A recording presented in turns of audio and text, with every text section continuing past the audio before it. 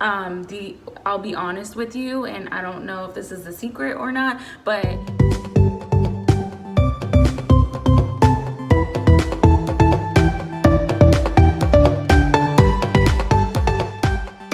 I'm a registered nurse that works in the ED, and I made this channel to help fellow new nurses like myself. So if you have anything to do with nursing whatsoever, subscribe down below, comment, like, hit the notification bell so you can know when I drop new videos. And why don't you do that now? And then we'll get started. So this video today is going to be about how to become a registered nurse. It's a struggle to begin and you don't even know where to start, right? Are you that person? You don't know where to start, you don't know who to talk to, who to speak to, and everything is just like a bunch of mumbo jumbo kind of thing.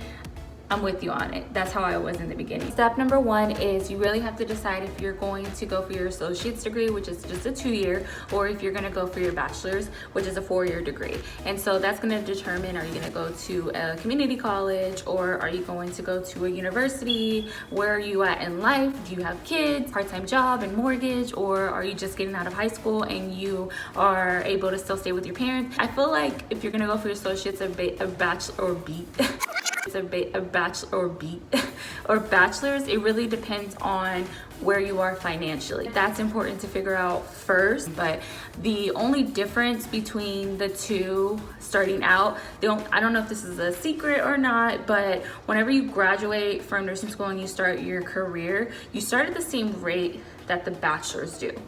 So it's not like you're missing out if you do go through an associate's. However, some facilities do require you to have your bachelor's or be enrolled into a bachelor's program within a year, or like there's specific requirements because you do eventually want to get your bachelor's. If financially all you can do is associates and you need to get in and out quickly, that's the, that would be the best route for you. Because of financial situations, regardless if you need it or not, this will save you in the long run. I think it's important to look up scholarships, look up grants, look up all of the different resources that you can get to help you pay for school, because the goal is you do not want to get out of school and then pay $60,000, $100,000 worth of student loans. You don't want to graduate, be excited, you just started your career, and then 6 months down the line, Sally Mae is calling you saying that you owe them $70, I wish, $70,000. Even if it's an associate degree, but I mean, it's still a couple thousand. If I was starting out all over again, I wish I would have looked up more grants, because grants you don't have to pay back.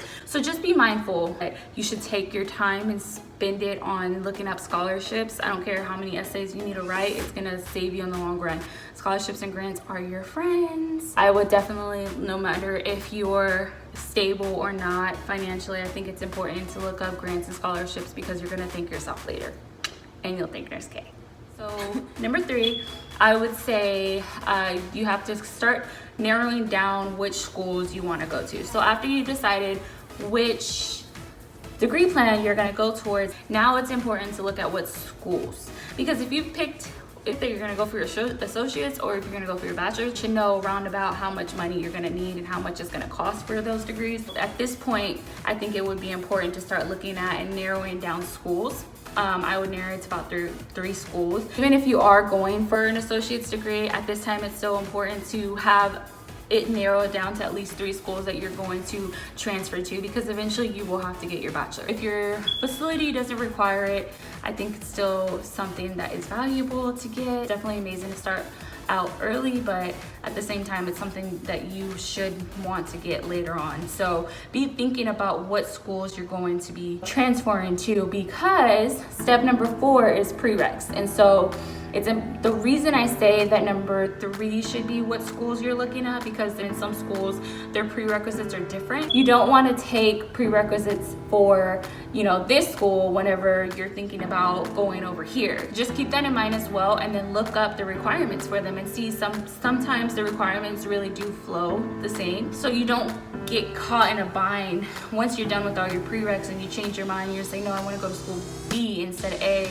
and then you're like, oh well, they needed statistics instead of college algebra or whatever. So you don't want to get stuck in that, because that's how I feel like schools kind of take a lot more money out of you than they should. That's my personal opinion. I don't know. But anyways, as you can tell, I've learned by personal experiences. Just make sure that you're keeping an eye on those because they do change. And so you're going to, it's going to take you a little while to get your prereqs. And so keep in mind and be looking each semester to make sure that those prerequisites for the schools that you are looking at to go to don't change. Of course, so number 5 is you're ready to apply, right? You've gotten all your prerequisites done. You know how you're going to pay for the school. You know which schools you're going to apply to because, if you're going to a community college, it's a little differently, but if you're going to a bachelor's program or university, I would try to at least apply to 3 just in case. You never know. You don't want to be stuck like Chuck because you put all your eggs in a basket. Play chess, not checkers. Yeah. Now it's time to read. Make sure that you are understanding deadlines.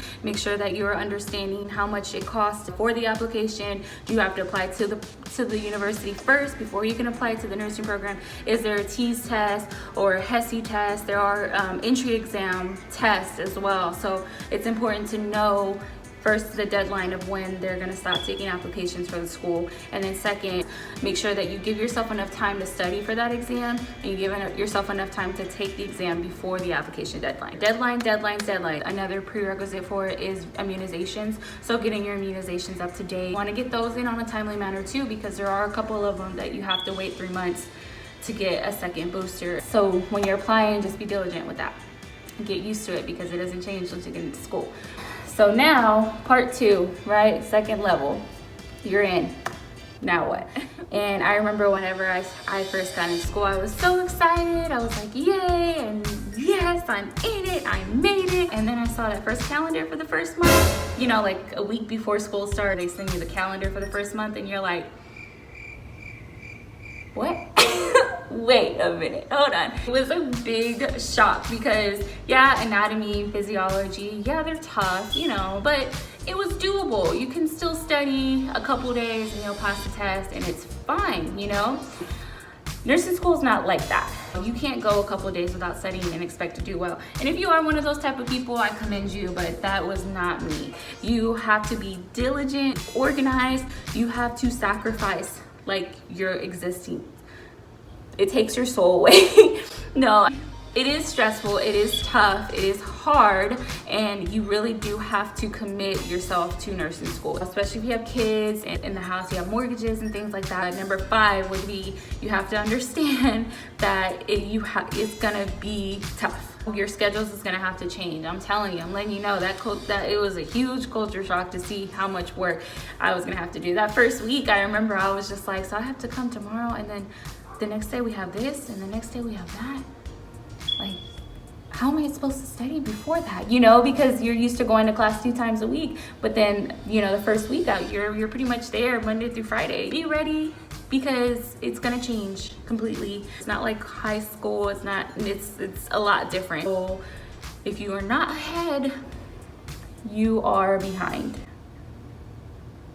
Big facts. So keep that in mind. Go into it very first day already, ready to hit the ground running, because that's exactly what they do. And then number 6, I would say, once you get that calendar and once you almost have a heart attack, it's important to sit down with your family members and talk about what's going to happen. So you're not gonna have time really to hang out with your friends like you used to, or go grab a bite to eat with your mom, hang out with your significant other. It's gonna change, and it should change because you're not gonna have time to do all of it. All of that stuff is gonna have to go down, decrease. What I didn't do, and what I wish I did, was have that conversation with your family and with your spouses beforehand, so they kind of know what to expect as well. That responsibilities are going to change. You may not be able to pick the kids up from work, or you may not be able to pick the kids up from school. You may need help with laundry here and there, or dinner, or whatever have you. Whatever responsibilities you have, it's important to try to get your spouse and whoever you live with to understand a little bit more of how you're gonna ghost them for a little while. Try to be ahead. If you're efficient with it and you're expressing it to them, you're letting them know what's going to happen, it's not gonna come to it as a shock to them too, because it changes their life too, I feel, and that's something that you don't want to undermine. Number 7 would be starting to buy your school supplies. Your textbooks, they're expensive, and a lot of the textbooks that were required, I really didn't even use very much. If you can buy them used, I would totally buy them used, because some of them I didn't even open, and there was probably 2 of them that I really used out of like the 9 that we required to buy throughout the whole program. You're gonna need a stethoscope. I used Littman. I think it was like $30 to $45 or something like that, and so I used it all through nursing school. I still have the one that I used in nursing school. You're obviously gonna need scrubs, and so once you know your school's colors, I would just go ahead and grab them. It's nursing school. I didn't go super expensive. Cherokee is my thing. I love Cherokee. I used Cherokee as a nursing student, as a tech, and as you can tell, I don't like change very much, but I use Cherokee as a tech, as a nursing student, and as a nurse now. I still mess with Cherokee because it's a little cheaper. It's not super expensive. Grey's Anatomy is another good brand I like. I just can't pull myself to spend a little bit more on it. Maybe one day. So I would recommend Cherokee. That is what I like. You're gonna need your patch for your school, good shoes that are gonna be comfy for clinicals. That's pretty much it for supplies, I believe, and everything else will kind of come as you go. All right, so number 9, what I would say is I used to watch Nurse Bass when I was in nursing school. What he said on one of his videos that I watched before I started nursing school, and it stuck with me throughout the entire program, and even now as a nurse, you are going to be taking care of someone's life one day. Study like it. And that is honestly what made me want to make a YouTube channel, because that really stuck with me, and I hope that this really sticks with you. So it's not prereqs anymore. This is the real deal, and these are things that you're going to learn, and they're going to layer it. Every semester, your knowledge should be layered. They're going to expect you to remember everything that you learned in micro and anatomy and physiology, and so I would highly recommend to take your prereqs serious, because you're going to need that information. They're going to build on top of it, and then once you get into the nursing program, they build on top of that, so you're already on level 3 once you get into the program, and they just keep going and going. And so if you have to spend time that you really don't have to go back and learn something for micro, or now I'm not saying go back and refresh your memory, I'm saying go back and learn something that you didn't take serious, it's gonna handicap you. Don't be your worst enemy. I know it's impossible, obviously, to remember everything, but you want to be able to go back and refresh your memory. If you don't get something, you need to stop and learn it then and there before you move forward. You're missing a step, basically, is what I'm trying to get at. So keep that in mind. Also, your clinical days. Clinical days don't really count. They count for, participation. It's kind of like participation. You don't really get a grade, but it's a pass or fail. You want to take clinical serious, and I feel like you can really learn a lot too in clinical. Yeah, some days it's a little bit much with the meds and everything, but just understand that you're going to be doing this when you graduate, and so take it serious. It shouldn't be a joke. Do everything you can to put your best foot forward for when you graduate. So number 10, you're rocking that clinical, you're getting the hang of everything. It's your last semester of nursing school. This is a time where interviews and resumes and what department you're gonna want to work at. You know, these questions should start being your forefront of your mind at this point. You've been in this program long enough to know kind of more what to expect and what's asked of you. The last semester, obviously you still want to pass, you still want to do good, so don't lose that. But there's going to be a time where you start thinking about resumes, and you're starting to write your resume. The schools typically help you write your resume, at least mine did, and it was actually a grade.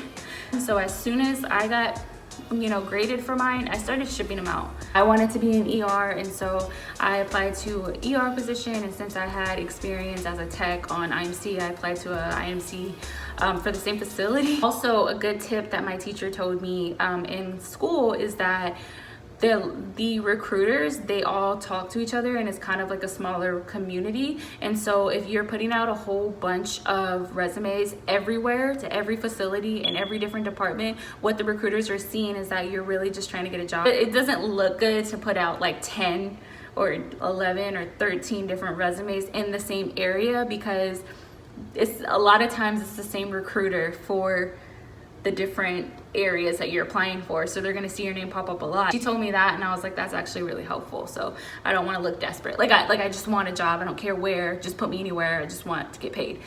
That's kind of how they take it, is what she was saying. And I was like, duly noted. I have a video about interview tips that I'll put in the link down below. The interviews are not fun at all. You do peer interviews and they ask you a lot of questions.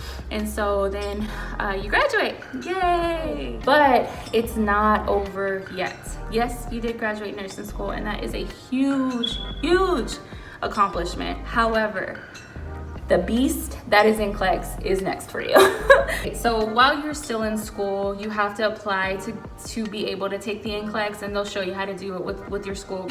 But you pay for it while you're still in school, and it's $200. It's kind of expensive. And then you have to take a pre-test, and so that was $100 too. Overall, it's like $300 to take this exam. If you have done resumes and you have done interviews and you've already gotten a position, by this time, you know your start date. So then you know by when you have to take the NCLEX. So as long as you take the NCLEX and you pass it before your start date, you are fine.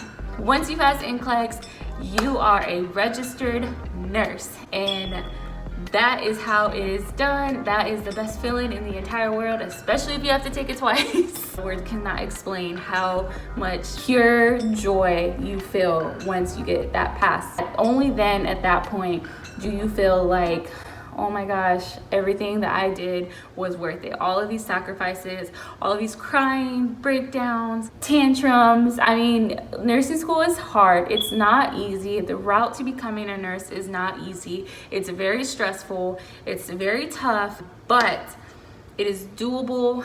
I hope that this video helps to kind of break down the steps, because it's very overwhelming when you know what you want to do, but you have all of these steps ahead of you. Hopefully this can kind of calm the nerves a little bit, and you know kind of where to start then to get there. So that's all I got. So comment, like, subscribe. Let me know what you guys think about this video. Don't forget to ring the little notification bell so you can know when I drop the next video. Until next time, peace.